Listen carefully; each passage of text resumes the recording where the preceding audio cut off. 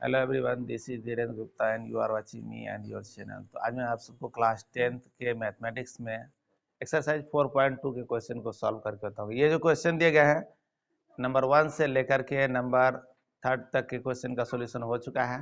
आज 4 नंबर के क्वेश्चन को लेंगे। तो यदि आप पिछले क्वेश्चन को नहीं सॉल्व किए हैं या नहीं देखे हैं तो प्लेलिस्ट से देख सकते हैं, और यदि चैनल को नहीं सब्सक्राइब किए हैं तो सब्सक्राइब कर लेंगे ताकि डेली का क्लास मिलता रहे।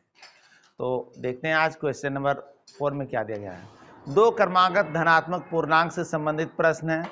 दो क्रमागत धनात्मक पूर्णांक क्या होते हैं? तो जय धनात्मक पूर्णांक का तात्पर्य है प्लस से, और क्रमागत का तात्पर्य है एक की अंतराल में।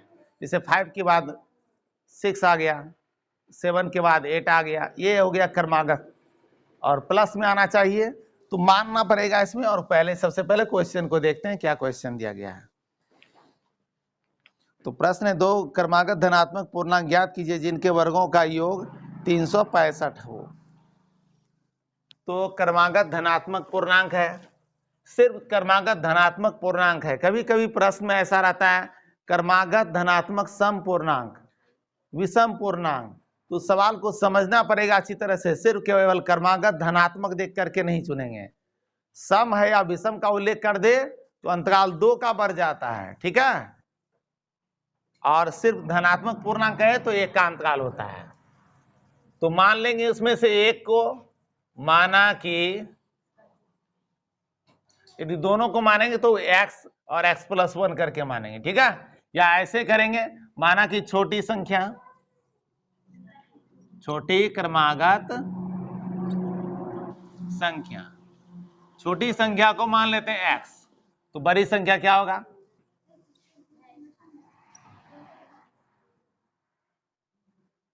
बड़ी क्रमागत धनात्मक पूर्णांक। धनात्मक पूर्णांक दिया है इसलिए धनात्मक पूर्णांक ही लिख देना सही होगा। यहां में संख्या की जगह पूर्णांक लिख सकते हैं। माना कि छोटा क्रमागत धनात्मक पूर्णांक x, और बड़े वाले को मान लेंगे x+1। अब प्रश्न से बहुत ही आसानी से कहा गया है कि दोनों के वर्गों का योग, वर्गों का योग है 365। तो x का इस वर्ग का तात्पर्य x², और x+1 का वर्ग का तात्पर्य x+1 का स्क्वायर। इसको प्लस करेंगे तो आएगा 365। इसको सॉल्व करके समीकरण बनाएंगे और गुणनखंड विधि से उसको हल कर लेंगे। तो x² ही रहा यहां, प्लस a+b² के फॉर्मूले पर एक्सप्लेन कर लेंगे। इसको विस्तृत रूप में कर देंगे एक्सपेंडेड फॉर्म में। x² हो गया प्लस 2ab, 2 × x × 1, और प्लस b² होता है तो 1² हो गया यहां, और प्लस है 365 इधर आएगा, माइनस कर देंगे, 0 हो गया।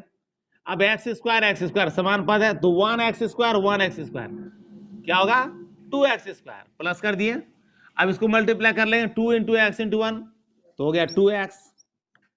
1² का तो 1 ही होता है, माइनस में है 365। नेक्स्ट करेंगे 2x² प्लस 2x। अब 1 प्लस है, माइनस है 365, तो घटा देंगे और माइनस साइन में आएगा, माइनस में आ जाएगा 364। अब देखते हैं 2x² प्लस 2x माइनस 364। यहां ध्यान दे, 2 से सभी में डिवाइड होता है, 2 कॉमन ले लेना चाहिए, ज्यादा बेहतर होगा। 2 कॉमन ले लिए तो बचा क्या? x² प्लस x माइनस 2 से डिवाइड कर देंगे, भाग कर देंगे, 182 आ गया। तो 2 से मल्टीप्लाई होगा, इधर लाके 0 में डिवाइड करेंगे तो 0 में 2 से भाग करेंगे, 0 ही आएगा। इसलिए यहां हो जाएगा x² प्लस x माइनस 182 = 0। अब इसको गुणनखंड विधि से हल करना है, क्योंकि अभी इसके पहले सूत्र विधि या पूर्ण वर्ग विधि को नहीं सीखे हैं। ये एक्सरसाइज 4.2 है, इसमें गुणनखंड विधि से ही हल करना है अभी। तो आगे चल करके यदि यही सवाल एग्जाम में पूछा जाता है और वहां उल्लेख नहीं किया गया है कि कौन सी विधि से हल करना है, तो यहां हम सूत्र का प्रयोग करके भी यहां से हल कर सकते हैं। या पूर्ण वर्ग विधि से हल कर सकते हैं, जो सुविधाजनक रहे उसका प्रयोग कर सकते हैं। अभी फिलहाल नहीं जानते इसलिए गुणनखंड विधि का प्रयोग करेंगे। तो सबसे पहले क्या करेंगे, गुणनखंड करना है 182 का और लाना है कितना 1, क्योंकि 1x है तो 1 पुराना है। तो खंड करते हैं, पहले 2 से डिवाइड होगा, कितना आ गया 91,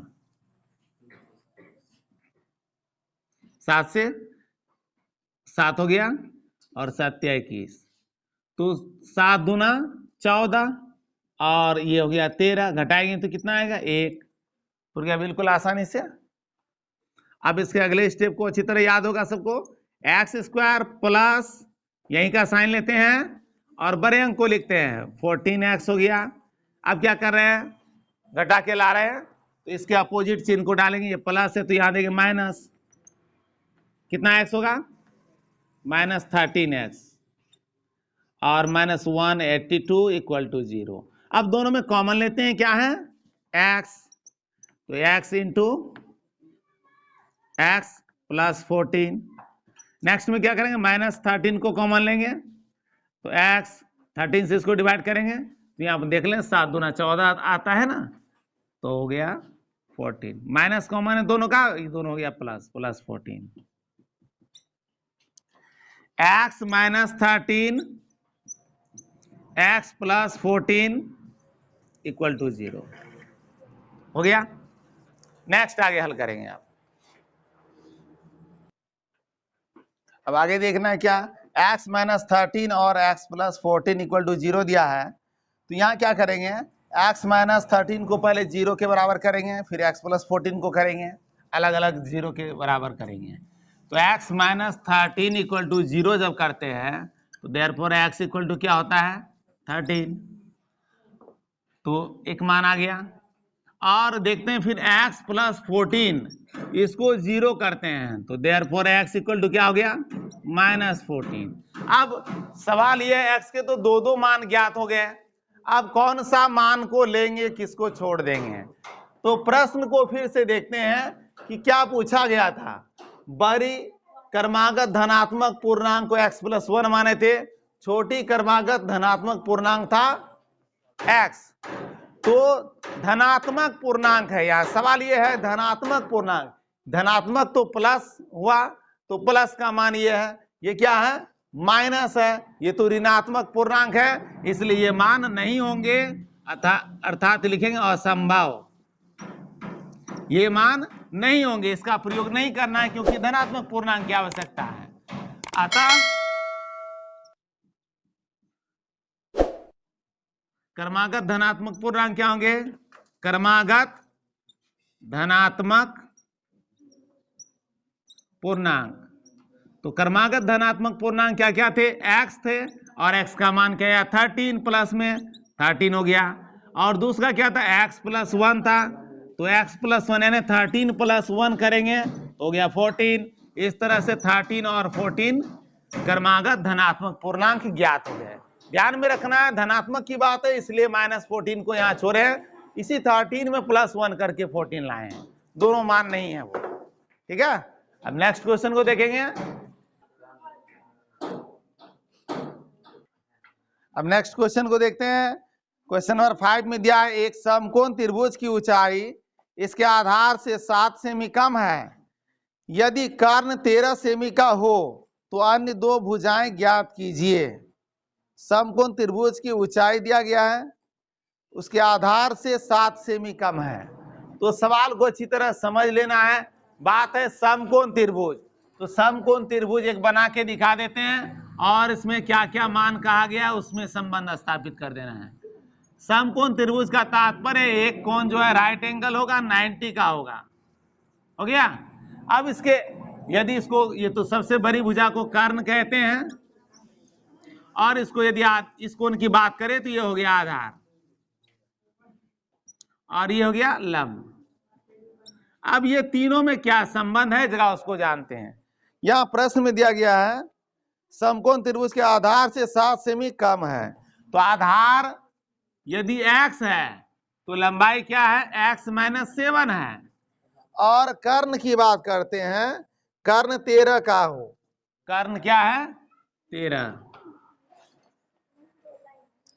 तो अन्य दो भुजाएं जो है x और x - 7, ये कैसे ज्ञात करेंगे वो देखना है। सबसे पहले पता होना चाहिए सभी को, समकोण त्रिभुज में एक संबंध की बात करते हैं, कर्ण स्क्वायर बराबर लंब स्क्वायर जोड़ आधार स्क्वायर होता है।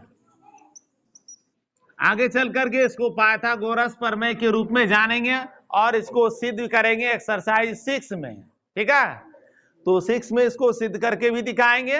अभी फिलहाल इसका प्रयोग करते हैं, आगे त्रिकोणमिति में भी इसका बहुत ही प्रयोग होगा। त्रिकोणमिति में समकोण त्रिभुज का ही प्रयोग होता है।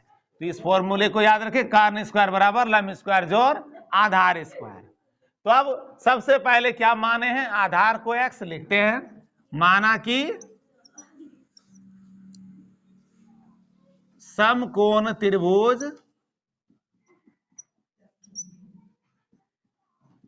का आधार बराबर x cm। तो आधार x हो गया, तो लंबाई क्या होगा, अर्थात लंब क्या है यहां, तो लंब का तात्पर्य है इस कोण के सामने वाले भुजा से, इसलिए लंब क्या होगा, तो लंब का मान दिया है उससे 7 कम है, x - 7। तो आगे अब इसके बाद कर्ण तो दिया हुआ है, तो इसमें लंब का मान हो गया x - 7 cm।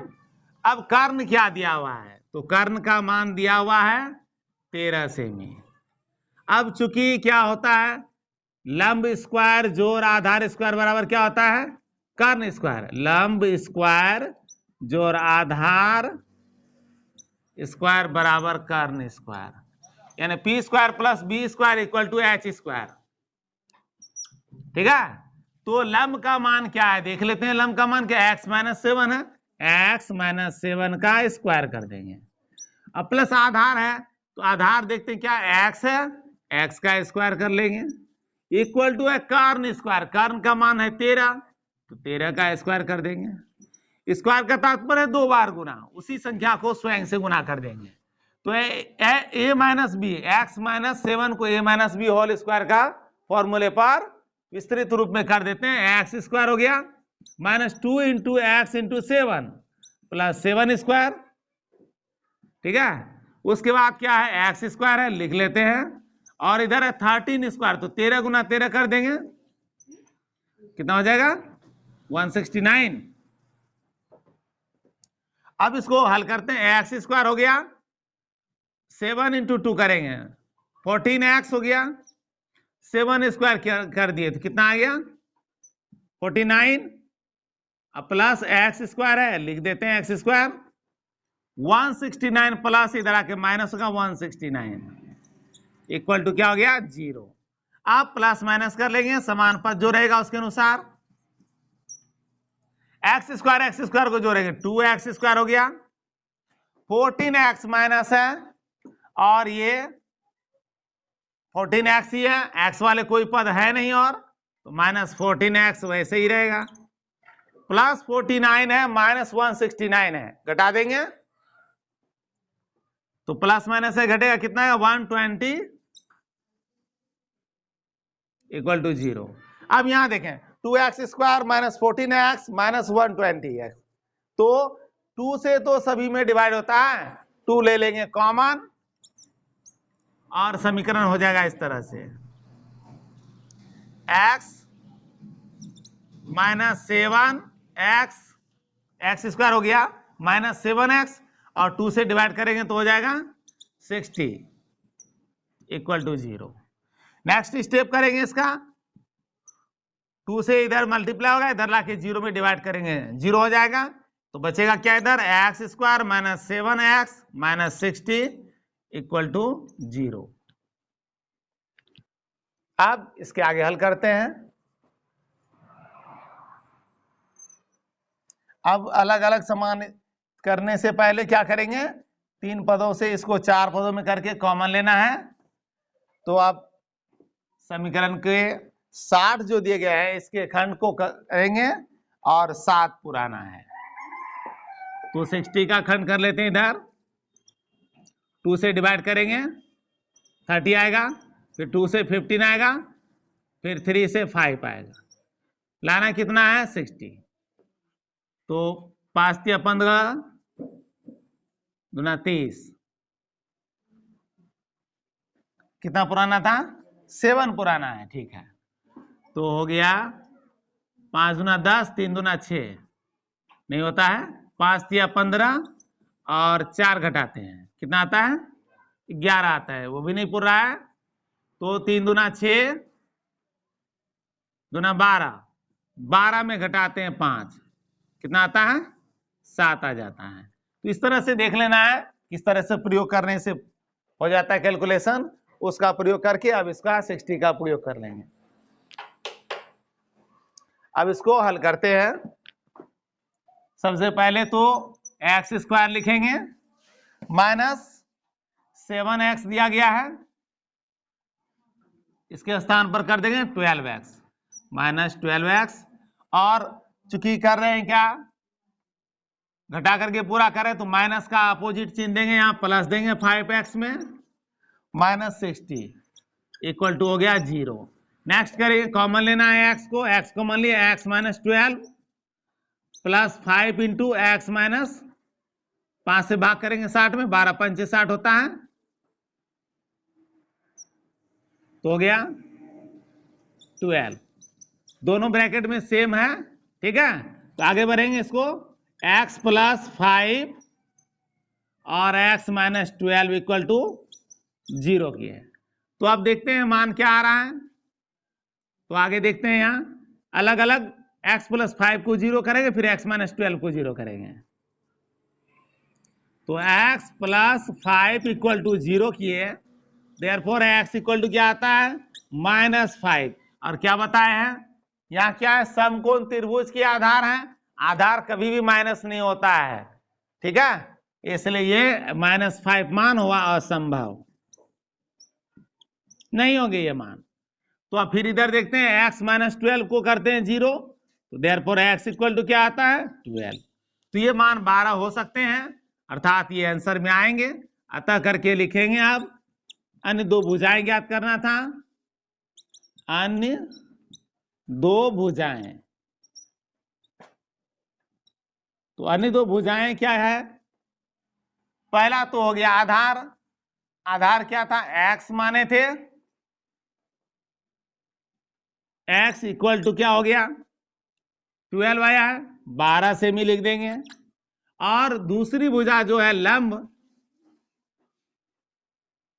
x माइनस 7 है, तो 12 माइनस 7 कर देंगे, 12 से 7 घटा देंगे, आ गया 5। तो 12 सेमी और 5 सेमी, इस तरह से इसका आंसर हुआ, ठीक है। तो ये है समकोण त्रिभुज की अन्य दो भुजाएं, यानी आधार और लंब।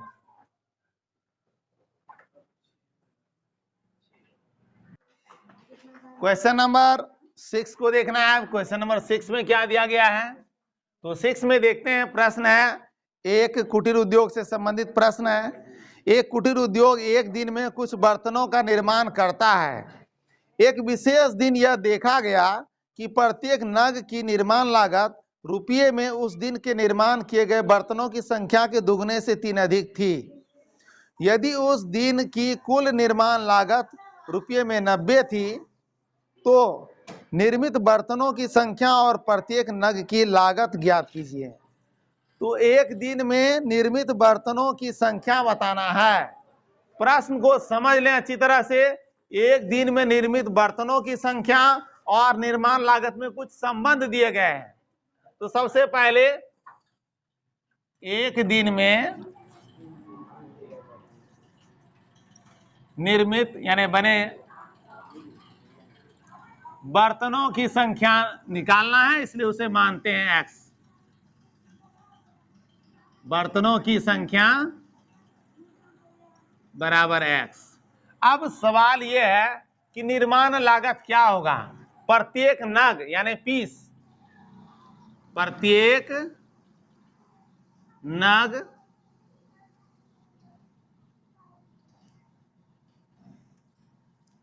नग बर्तन की लागत, की लागत कितना है। तो प्रत्येक नग बर्तन की लागत क्या है, तो प्रश्न में दिया गया एक विशेष दिन देखा गया प्रत्येक नग की निर्माण लागत उस दिन के निर्माण किए गए बर्तनों की संख्या के दुगने से 3 अधिक है। उस दिन में निर्माण किए गए बर्तन की संख्या के दुगने, तो 2x हो गया, उसे 3 अधिक प्लस 3 कर दिए, यही है निर्माण लागत रुपये में। अब सवाल यह है कि कुल निर्माण कितने रुपये का हुआ। कुल निर्माण लागत है 90 रुपये। तो प्रश्न से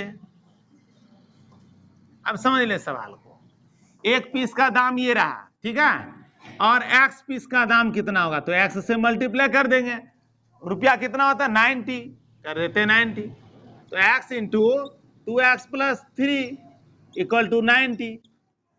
बस इसको सॉल्व करके समीकरण बना लेंगे, 2x square plus 3x plus 90 इधर आएगा माइनस 90 इक्वल टू 0।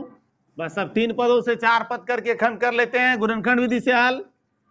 इसको सॉल्व करने के लिए 2 इंटू 90 का खंड करके पुराना है 3, तो 2 से डिवाइड करेंगे 90 आ जाएगा, फिर 2 से 45, 3 से, फिर 3 से 5। अब लाना कितना है 3 पुराना है, देखते हैं कैसे आता है। 2 दूनी 4 तिया 12, 5 तिया 15, 12 और 15, 15 में से 12 घटाते कितना आता है 3 आ जाता है, 3 ही तो लाना है। तो 2x स्क्वायर प्लस, हमेशा बता चुके हैं कि 15 बड़ी संख्या को आगे लिखना है, यहाँ के साइन को लिखना है। 15x हो गया। अब क्या कर रहे हैं, घटा के पुरा रहे हैं, तो इसका अपोजिट साइन देंगे, प्लस है तो इसका अपोजिट माइनस देंगे, 12x माइनस 90 इक्वल टू 0 हो गया। अब दोनों में देखते हैं x मिल गया, x को कॉमन लिए तो आ गया कि बचा क्या है 2x और 15, और इधर देखते हैं क्या आता है, तो माइनस दोनों में किससे भाग लगता है 6 से, तो 6 से डिवाइड करेंगे, 6 दूना 12, 2 हो गया 2x, माइनस बाहर है इसलिए प्लस होगा, यहाँ 6 से भाग करेंगे 90 में 15 आएगा। दोनों ब्रैकेट में सेम है इसलिए आगे बढ़ेंगे, x minus 6 into x 2x plus 15 equal to 0। अब दोनों को अलग अलग शून्य के बराबर करते हैं, x माइनस 6 इक्वल टू 0 करते हैं, तो देयरफॉर x इक्वल टू आता है 6, फिर इधर 2x प्लस 15 को करते हैं 0, तो 2x इक्वल टू आता है माइनस 15, और देयरफॉर x इक्वल टू आता है माइनस 15/2।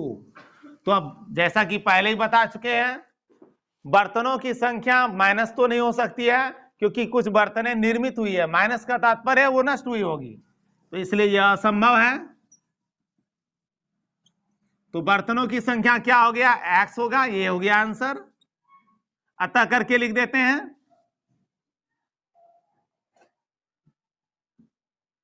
ये रफ कार्य है,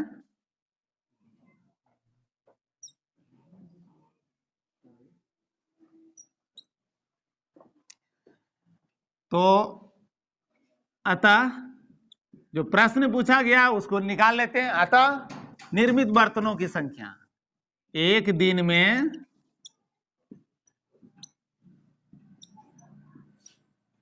निर्मित बर्तनों की संख्या क्या आया है 6, तो ये हो गया 6 इसका मान। प्रत्येक नग बर्तन, नग का तात्पर्य पीस है, प्रत्येक नग बर्तन का लागत कितना रुपया पड़ता है, तो देख लेते हैं। प्रत्येक नग का लागत क्या है 2x प्लस 3, तो इसको निकाल लेते हैं। 2 इंटू एक्स का मान रख दिया 6 प्लस 3, तो 6 दूने 12 3 15 हो गया। अब देखें मूल्य को निकाल लेते हैं, मूल्य कितना पूरा था 90 रुपया सब बर्तन का, 15 गुना 6 करेंगे तो 90 आता है ना, ये दिया गया मान बिल्कुल सही आंसर आया है, ये रहे आंसर। तो ये है क्वेश्चन नंबर 6 जो एक्सरसाइज 4.2 के दिए गया है।